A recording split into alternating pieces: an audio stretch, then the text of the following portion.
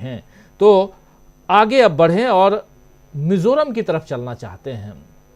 मिजोरम का सूरत हाल क्या है, कांग्रेस, एमएनएफ, जेडपीएम और अदर्स, और हमारे साथ जुड़ी हुई हैं रीमा जी, और उनसे बेहतर और कौन बता सकता है कि वहाँ जो आंकड़े हमारे पास आ रहे हैं उन आंकड़ों के आधार पर आप जानते हैं कि 21 सीटें चाहिए, 21 सीट्स चाहिए वहाँ विधानसभा में सरकार बनाने के लिए, और किस पार्टी को 21 से ज़्यादा सीटें आ रही हैं ज़रा वो भी देख लेते हैं, और अगर नहीं आ रही हैं तो वो भी समझेंगे। लेकिन मिज़ोरम के आंकड़े ज़रा स्क्रीन पर ले आइए और उसके बाद हम चर्चा। देखिए मिज़ोरम के आंकड़े आपके सामने हैं।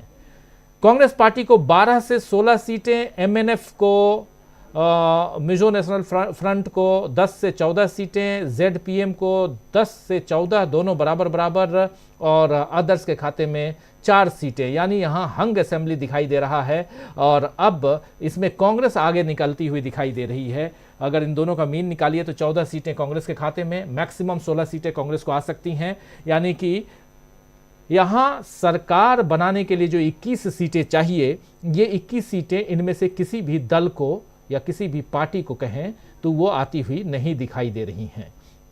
रीमा जी के पास आते हैं और उनसे समझते हैं सूरत हाल क्या है, जो आंकड़े आपके सामने हैं ये इस आधार पर क्या कुछ आगे दिखाई देता है। कांग्रेस लीडिंग पार्टी, सबसे बड़ी पार्टी तो बन रही है, लेकिन वो आंकड़े नहीं आ रहे हैं रीमा जी इनके पास, कांग्रेस के पास भी, जिसमें वो सरकार में अपने दम पर सरकार में जा पाए। लेकिन सरकार बनाती हुई यहाँ इसलिए दिखाई देती है क्योंकि ये सबसे बड़ी पार्टी है, और दूसरी बात ये कि समर्थन इसे मिल सकता है, हो सकता है जेडपीएम का समर्थन मिल जाए। क्या कुछ आप देखती हैं? आपने जो कहा ये सही है। जो ये सी वोटर्स का ये सर्वे हुआ था उसमें भी लगभग ऐसा आपने जो भी दिखाया एग्जिट पोल का वही आंकड़ा में था। वही जो सी वोटर्स का जो सर्वे हुआ था जस्ट इमीडिएटली आफ्टर ये पोलिंग, वही था एमएनएफ को 13 to 17 दिया था, सिर्फ कांग्रेस को 14 to 10 और जेडपीएम को 9 to 30 और अदर्स में 1 to 3। तो ये अभी कांग्रेस मेजॉरिटी आ जाएंगे, आपका हिसाब से भी कांग्रेस का नंबर्स ज्यादा होगा। और कांग्रेस का जो अभी राहुल गांधी ने जाके जो रैली जो किया था वहीं पे, जो उसमें बहुत ही फर्क पड़ा। इतना लोग मतलब बहुत जॉयफुल था वहीं पे, कांग्रेस को वेलकम किया था, राहुल गांधी को तो बहुत ही वेलकम किया था, और उससे बहुत ही ज्यादा फर्क पड़ा है। और नेक्स्ट ये बीजेपी तो सीधा जाके माइनॉरिटी कैंप में चले जाते हैं, और माइनॉरिटी वहीं पे बहुत कम है। यहाँ पे 87% ये क्रिश्चियन लोकल रिलीजन को 87 है। तो ये माइनॉरिटी का कोई आपकी आवाज थोड़ी कट रही है, माफी चाहता हूँ, रोकना चाहता हूँ, आवाज क्लियर नहीं आ रही इसलिए रोक रहा हूँ। लेकिन हमारे साथ जुड़ गए हैं डॉक्टर दीपक पाचपोर जी। दीपक जी, हम अभी 2 आंकड़े रख चुके हैं, आपका स्वागत करता हूं दीपक जी। हम 2 आंकड़े, छत्तीसगढ़ के आंकड़े रख चुके हैं और मिजोरम के आंकड़े रख चुके हैं। छत्तीसगढ़ में कांग्रेस सरकार बना रही है, मिजोरम में कांग्रेस नंबर 1 पार्टी बनकर उभरी है, लेकिन सरकार बनाने के लिए उसे 5 सीटें और चाहिए, और यहाँ जेडपीएम और एमएनएफ जो है वो पिछड़ती हुई दिखाई दे रही है। दोनों गठबंधन दिखाई दे रहा है, पीछे ढकेलते हुए, पछाड़ते हुए कांग्रेस आगे बढ़ती हुई दिखाई दे रही है। कैसे आप देखते हैं इन दोनों राज्यों को, जहां कांग्रेस दावे के साथ सरकार बनाती हुई कहती आई है कि 5 राज्यों में हम ही सरकार बनाएंगे? ये दावा वहां के जो नेता हैं उनके अलावा राहुल गांधी भी करते रहे हैं। राजीव जी, जब से इन 5 राज्यों में चुनावों की घोषणा हुई है तब से एक बात तो बहुत स्पष्ट थी कि 5 राज्यों में किसकी सरकार बनेगी नहीं बनेगी ये एक अलग मुद्दा था, लेकिन एक बात बिल्कुल सर्टेन थी, तय थी। अब पहले दिन से सारे लोग मान रहे थे, लोग मतलब जो विश्लेषक थे वो कह रहे थे कि कम से कम छत्तीसगढ़ में तो कांग्रेस की सरकार लौटेगी ही लौटेगी। अब सवाल आंकड़ों का है। दरअसल होता यह है कि जब कोई बहुत बड़ा स्कोर हो सामने, अब देखिए कुल जमा 71 सीटें कांग्रेस के सामने है, तो किसी भी विश्लेषक के लिए या सर्वे करने वाले के लिए ये बड़ा संकोच होता है कह देना कि इतनी सीटें आ जाएंगी। मुझे लग रहा है कि ठीक है, शायद पहले जितनी न आए, क्योंकि कई बार मतदाता अपनी जो है वो रुचियां बदलता है, दृष्टिकोण बदलता है, तो भारतीय जनता पार्टी की सीटें कुछ बढ़ सकती हैं, लेकिन इतनी बढ़ेगी मुझे थोड़ा सा डाउट है इसमें। और कांग्रेस की शायद इतनी कम नहीं रहेगी, ये भी थोड़ी सी बढ़ सकती है। तो मुझे ऐसा लगता है कि 60 के आसपास तो जाना ही जाना है कांग्रेस को, ऐसा मेरा एक मोटा अनुमान है। हो सकता है मेरे अपने अनुमान सारे के सारे फेल हो जाएं, लेकिन जो मेरा एक सीट टू सीट मैंने अपने हिसाब से जो देखा है, तो मुझे लगता है कि 60 के आसपास निश्चित रूप से टच करना चाहिए कांग्रेस को। अब देखना यह है कि आगे क्या होता है, क्योंकि उसका सबसे बड़ा कारण है कि बहुत सारी जो गारंटियां और वादे जो है कांग्रेस के, उसका ही उदाहरण सारे राज्य में नहीं पूरे देश में दिया जा रहा है। अब भूपेश बघेल की को मतलब एक तरह से पटकनी देने के लिए क्या क्या नहीं किया गया। मोदी साहब जो है मेरे ख्याल से 6 या 7 बार उन्होंने अलग अलग जगह पे रैलियां की, कुछ तो पहले से उन्होंने शुरू कर दी थी। ये बात सही है कि जब चुनाव की घोषणा हुई तो 22 दिन के बाद उन्होंने जो शुरुआत की वो छत्तीसगढ़ में आकी थी। लेकिन ये संख्या बढ़ सकती है, ऐसा मेरा एक अनुमान है। तो देखते हैं 3-4 दिन के बाद क्या होता है, हो सकता है मेरे अनुमान गलत हो जाए। मिजोरम के बारे में मुझे ऐसा लग रहा है कि कांग्रेस को समर्थन मिलने का एक बड़ा कारण जो हो सकता है, सामान्य रूप से देखिए कि जो भी नॉर्थ ईस्ट के जो स्टेट्स हैं, वहां पर एक तरह से ये अवधारणा रहती है और समर्थन देने का कारण ये रहता है कि केंद्र में किसकी सरकार है, क्योंकि वहां पर विकास एक प्रमुख मुद्दा रहता है। बहुत सारे मदद ऊपर से आती है, तो वहां की ज्यादातर जो मतदाता है, जनता है, वो चाहती है कि हमारे राज्य में वही सरकार बने, उसी पार्टी की सरकार बने जो केंद्र में है। लेकिन उसका अनुभव बहुत खराब रहा है, चाहे वो मणिपुर हो, चाहे असम हो, क्योंकि यहाँ पर सभी जो 7 राज्य हैं वो एक दूसरे की तरफ देखते हैं, और ऐसा नहीं कि सब बिल्कुल स्वतंत्र रूप से अलग अलग तरह की कोई मानसिकता रखते हो। उनका लगभग एक ये तय रहता है, एक दूसरे को काफी देख के फॉलो करने की कोशिश करते हैं। दूसरी बात, जिस तरीके से कहा यह जा रहा है कि 2024 में कांग्रेस आ सकती है, तो वहां की जो राज्य सरकारें हैं अब वो कांग्रेस की ओर बहुत उत्सुकता से देखने लगी है। इसका देखिए 2-3 चीजें। एक तो जिस प्रकार से जोरामथंगा ने, मिजोरम के मुख्यमंत्री ने, मोदी जी के बारे में सीधे कह दिया कि उनके साथ हम मंच शेयर नहीं कर सकते, अगर उन्हें यहाँ सभा करनी है तो वो अपना अलग मंच बना ले। दूसरी बात, केंद्र सरकार ने इनको जब इंस्ट्रक्ट किया कि जो म्यांमार से जो शरणार्थी आ रहे हैं उनको रोका जाए, इन्होंने उससे इनकार कर दिया। फिर उन्होंने कहा कि शरणार्थियों के जो है वो बायोमेट्रिक्स लिए जाए, उससे भी उन्होंने इनकार कर दिया। आप राजीव जी सोचिए कि क्या इस समय इतने छोटे राज्य अमित शाह जैसे कद्दावर और ताकतवर मंत्री की खिलाफत कर सकते हैं? लेकिन अब वो जान गए हैं कि शायद ये सरकार जो है भारतीय जनता पार्टी की केंद्र की सरकार, ये भी शायद आने जाने वाली ही रहेगी।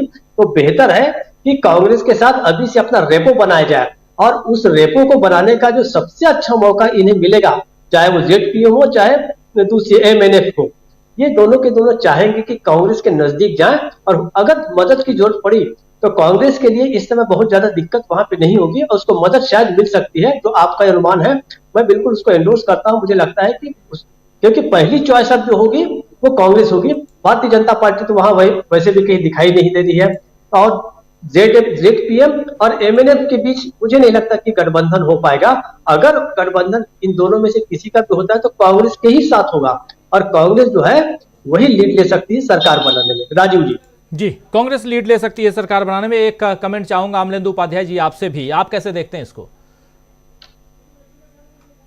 अमलेंदु जी आवाज आ रही है? जी हाँ, बिल्कुल आ रही है। और राजीव जी, मुझे लगता है कि ये जो आंकड़े आ रहे हैं अभी, ये बिल्कुल ठीक है। और दीपक जी जो बात कह रहे हैं मैं उससे थोड़ा सहमत हो सकता हूँ कि दीपक जी जिस बात को कह रहे हैं। और बस्तर में निश्चित तौर पे जैसे हम लोगों ने दिखाया भी, थोड़ा कांग्रेस को नुकसान होता हुआ दिख रहा है। लेकिन जो बस्तर की अब तक राजीव जी कहानी रही है वो ये रहा है कि एक तरफा जाता है बीजेपी को या एक तरफा जाता है कांग्रेस को, सिर्फ एक बार कुछ होगा। तो अगर इस बार भी अगर ऐसा हो रहा है कि यहाँ कांग्रेस को थोड़ा नुकसान हो रहा है और बीजेपी थोड़ा थोड़ा ऊपर बढ़ रही है, लेकिन पूरी तरीके से नहीं बढ़ रही है, तो फिर ये कुछ और ही कुछ जो है वो कहते हैं। मुझे लगता है कि आखिरी समय में जिस तरीके से भारतीय जनता पार्टी ने वहां जो सीटी का मसला, ईडी का जो मसला वो लेकर के आए, उन्होंने कोशिश जरूर की थी भूपेश बघेल की छवि खराब करने की, और शायद उसमें थोड़ा सा सफल भी हुए हों। ऐसा हो सकता है कि थोड़ा सा सफल हुए हों, लेकिन कुल मिलाकर की जो स्थिति बन रही है कांग्रेस वहां मुझे लगता है कि वो क्लियर मेजोरिटी के साथ जो है वह सरकार बनाने जा रही है। और हमारे आंकड़े जो है वो बिल्कुल एकदम जो चुनाव परिणाम आएंगे उसके एकदम नजदीक ही पहुंचेंगे राजीव जी। एक आध सीट का अंतर जो है इधर उधर हो सकता है। जी, एक आध सीट का अंतर इधर उधर हो सकता है, लेकिन ये जो आंकड़े हैं वो आंकड़े बहुत हद तक सही दिशा में जाते हुए दिखाई दे रहे हैं। प्रशांत जी, मिजोरम को लेकर आपका क्या टेक है, आपकी क्या राय है?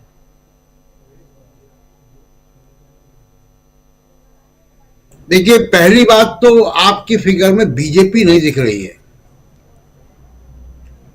तो बीजेपी जीरो है। सिमटी हुई है अदर्स में। हाँ, जो भी है, आपने बनाया नहीं, हो सकता है कि वो अदर्स में भी ना हो जी। तो क्योंकि उनको कैंडिडेट भी नहीं मिल रहे थे, और जो लीडा है वहां पे नॉर्थ ईस्ट डेवलपमेंट अलायंस, जो बीजेपी का एनडीए का जो नॉर्थ ईस्ट का अलायंस है, उसके कन्वीनर हैं हेमंत बिस्वा शर्मा। वो व्यस्त थे छत्तीसगढ़ में, मध्य प्रदेश में और जगह पे, वो नॉर्थ ईस्ट में उनको समय शायद नहीं मिला। दूसरी बात ये कि देखिए, जो आपके आंकड़ों के हिसाब से हो, और यही हो सकता है कि इसके आसपास 3 तारीख को भी हम देखें, लोगों ने एमएनएफ के खिलाफ वोट दिया है।